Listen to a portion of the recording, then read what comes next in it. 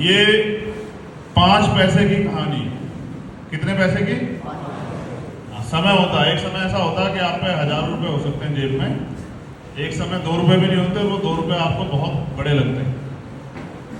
एक बार साहब काशीराम जी से पूछा गया था कि भाई आपके लिए सबसे सस्ती सवारी कौन सी और सबसे महंगी सवारी कौन सी? तो उन्होंने कहा सबसे सस्ती सवारी मेरे लिए हेलीकॉप्टर की। बस मुझे ऑर्डर करना होता है कि मुझे भाई लखनऊ जाना है तो लखनऊ की चला जाता हूँ, थोड़ी देर में कहता हूँ कि मुझे पंजाब जाना तो पंजाब ले जाता है। लेकिन एक समय वो भी था कि मेरे पे साइकिल के पंचर के पैसे भी नहीं थे, तो मेरे लिए सबसे जो महंगी सवारी थी उस समय वो साइकिल की थी। लेकिन आज के परिदृश्य में सबसे सस्ती सवारी वो जो है वो हेलीकॉप्टर। बड़े तार्किक थे साहब, क्योंकि संघर्ष किया है, उनके जीवन में बड़ा लंबा संघर्ष है, तो इस वजह से एक उनसे जुड़ी कहानी आपको सुना रहा हूं। मुझे बड़ा इंटरेस्ट आता है कहानी पढ़ने में, पुराने महापुरुषों का जो संघर्ष है ना, अच्छा होता है। वो पहला ही कार्यक्रम होगा उस समय में रेलवे मेल सर्विस अर्थात आरएमएस में नौकरी करता था। नौकरी के लिए मुझे रोज पूना से मुंबई जाना पड़ता था। काशीराम जी मेरे साथ मुंबई आया जाया करते थे। उस समय आरएमएस का लाल डिब्बा हमारा छोटा सा कार्यालय बन गया था। चलती ट्रेन में संगठन को बढ़ाने के लिए हमारी योजनाएं बनती रहती थी। काशीराम जी के पास पूना मुंबई का रेल पास था। दोनों अपने साइकिल से पूना रेलवे स्टेशन पर जाया करते थे। वहां साइकिल स्टैंड पर साइकिल रखकर महालक्ष्मी एक्सप्रेस से मुंबई रवाना होते थे। महालक्ष्मी एक्सप्रेस पुणे से सुबह 7:30 बजे निकलती थी और दोपहर 12:05 पर मुंबई पहुंचती थी। शाम को यह गाड़ी 5:55 पर वीटी स्टेशन से छूटती थी और रात को 10:20 पर पुणे पहुंचती थी। काशीराम जी और मैं इस गाड़ी में सफर करते थे। मुंबई में काशीराम जी कई लोगों से हमारी रोज की दौड़ धूप की जिंदगी के बाद मुलाकात होती थी और हम साथ साथ महालक्ष्मी से पुणे लौटते थे। फिर पुणे स्टेशन से साइकिल पर अपने कार्यालय की ओर चल पड़ते थे। रास्ते में किसी होटल में रुककर खाना खाते थे और फिर अपने कार्यालय जाकर तिरपाल बिछाकर सो जाते थे। आज मैं उस दिन को याद करता हूँ।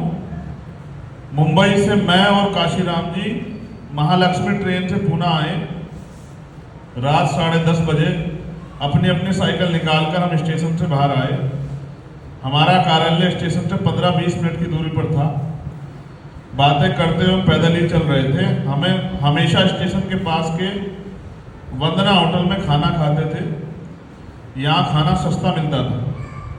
आज मेरी जेब में पैसे नहीं थे, सो मैंने सोचा कि काशीराम जी के पास पैसे होंगे और हम खाना खा लेंगे।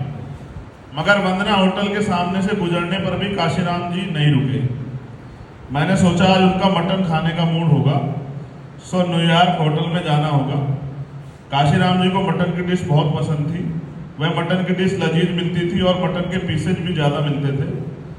न्यूयॉर्क होटल के सामने से गुजरते हुए काशीराम जी ने मेरी ओर देखा और मैंने उनकी ओर देखा, मगर दोनों में से कोई नहीं रुका। मेरे मन ही मन ये समझ आया कि काशीराम जी के पास पैसे नहीं, और काशीराम जी भी समझ गए कि मेरी जेब खाली। हमने एक दूसरे कुछ नहीं कहा और कार्यालय लौटे। उस दिन केवल पानी पीकर हम सो गए। दूसरे दिन मेरी छुट्टी थी, मगर काशीराम जी को कार्यकर्ताओं की बैठक के लिए मुंबई जाना था। सुबह वे तैयार हो गए। आज छुट्टी का दिन के होने के कारण मैं आराम से सो रहा था। आटे में चलता हूं, अपनी छोटी सी अटैची लेकर बाहर जाते काशीराम साहब ने कहा,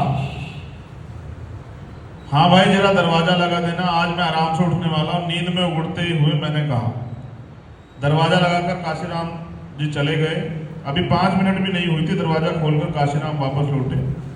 क्यों भाई क्या बात है, वापस क्यों लौटे? मैंने पूछा। अरे भाई आटे कुछ पैसे हैं तेरे पास? काशीराम जी ने पूछा। नहीं बिल्कुल नहीं, मैंने कहा।